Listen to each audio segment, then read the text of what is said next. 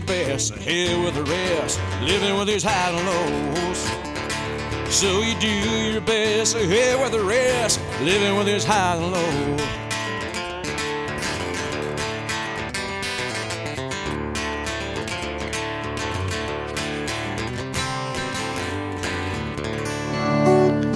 Thank you. Well, hell yeah, dude.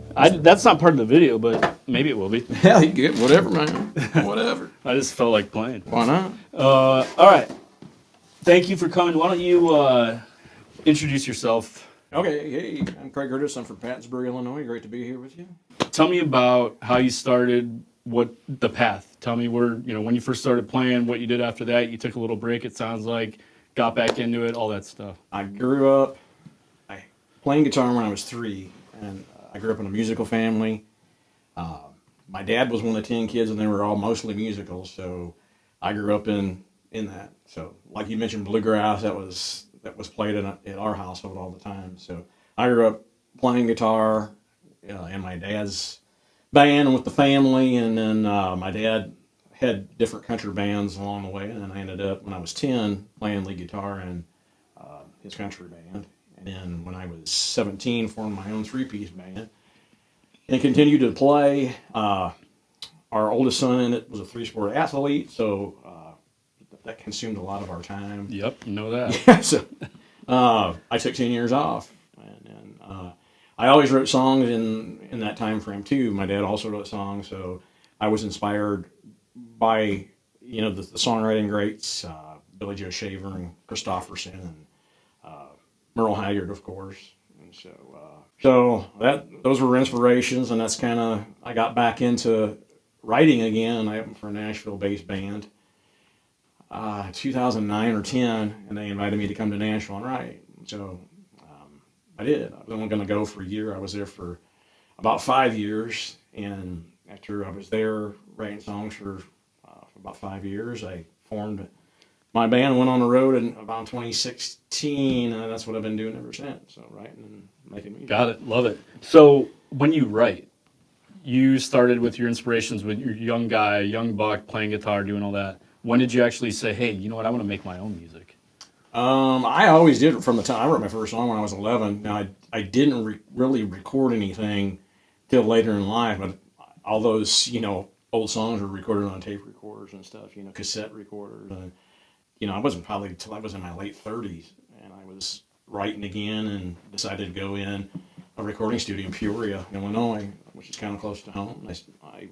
The latest one, which I love, I think it's very well produced. So maybe, who produced that? We can give them a shout out here. This was recorded and produced at Soul Records, which is in Bright, Indiana, which nobody knows where that is, but it's not too far from Cincinnati, Ohio. So if you say Cincinnati, that's kind of the general location. Yep. So today you're going to play a song from the newest album. Tell me about the album in its entirety, and then after that, if you don't mind just breaking down what Highs and Lows is all about. So I had the majority of the songs for this new record, Highs and Lows, in the can. I had them written. And so there was one particular song on the record called Highway Sounds.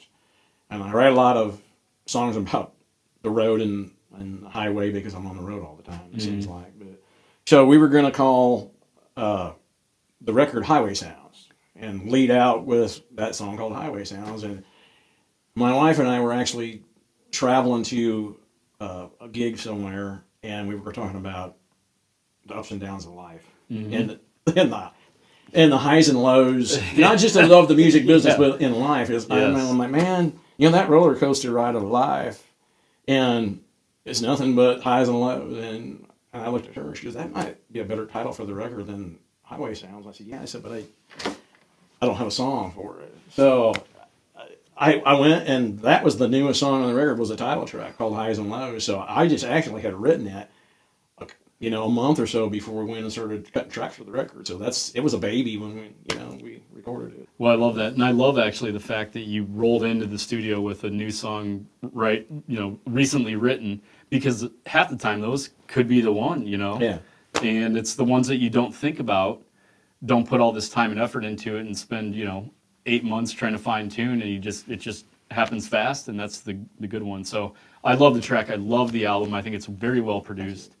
Well, every song means something. I mean, I typically write about things that I see, or I write about things that other people have been through that I've witnessed. One of the oldest songs on the record was called "Turn That Shit Down," and the first record that I ever made, which I mentioned, was in Peoria, Martinville. Actually, the guy was a musician, like you are, and we are, and he was playing a club. And he's like, the club owner came to me and told me to turn our shit down, and so he says, "What? Write a song about that." So I had this song for years, but I never recorded it, called "Turn That Shit Down." And so it's one of the later songs on the record, but just stuff like that. And another one that's another older one that I never recorded was called "Hanging Out with the Devil," and it paints a picture of a guy that's basically has wasted his life drinking it away, after he's lost somebody significant in his life, and he rolls out of bed and falls to the floor, and his neighbors are worried that he's living this kind of life that's not really living anymore. So hanging out with the devil, they take him to church and try to make him see the light. So that, and I got a song on there called "Whiskey to Her Water," which I wrote about the difference between my wife and I. I was playing out in Austin, and I got this song called "She's Nothing Like Me," and I was during South by Southwest in Austin, and this has been 10 years ago. Anyways, I got ready to do "She's Nothing Like Me," and I said I wrote this song about my beautiful wife. She's always been the wonder to my whiskey. And love that. So there was a buddy of mine. It was kind of like an end around kind of thing. We're up there, and he's like, "If you don't write that title, I'm going to." And so I'm gonna take it if you don't. Yeah, so I turned it around. I call it's "Whiskey to Her Water." So, and that's one of my favorites, and I think that's the last song on the record. So yeah, I love that. You hear little snippets, and then that inspires like this big thing. Let's talk about socials. How can people follow you? Website, Facebook. Yeah, CraigGerdes.com is my website, and same thing. Craig Gerdes Music, I think, is on Instagram, and then I got Craig Gerdes on Facebook. So okay, yeah, I'll post all that stuff on here. What's next? What do you got coming up? You got some gigs. You got a gig tonight. What else you got going on? I kind of start to ease off the throttle a little bit when we get into the holidays, and I look forward to being with my family. We got all of our kids coming in for Thanksgiving, and I'm just kind of playing some semi-local shows, getting geared up for a big 2026. So we play about 250 shows a year on the road, so get the troops all ready to go. Yep. Yeah. Highs and lows. We're going to play that now, and I'll post all your socials. I'll do all that. Thank you very much for coming in. I appreciate it. Thanks so much for having me. Yep. Yeah, you as well. And